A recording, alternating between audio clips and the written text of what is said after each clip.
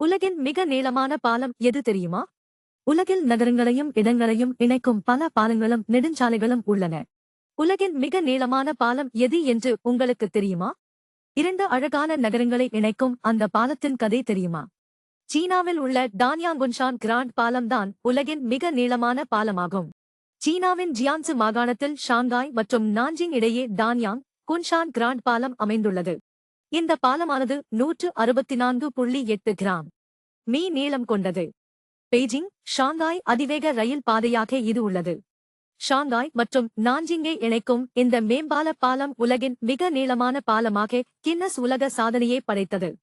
இந்த பாலம் ஏற்கனவே உலகின் மிகப்பெரிய நீர் பாலமான லூசியானாவின் சாதனையை முறியடித்துள்ளது. டான்யாங்குன்ஷான் கிராண்ட் பாலத்தின் கட்டுமானம் 2000 தொடங்கி 2011 நிறைவடைந்தது.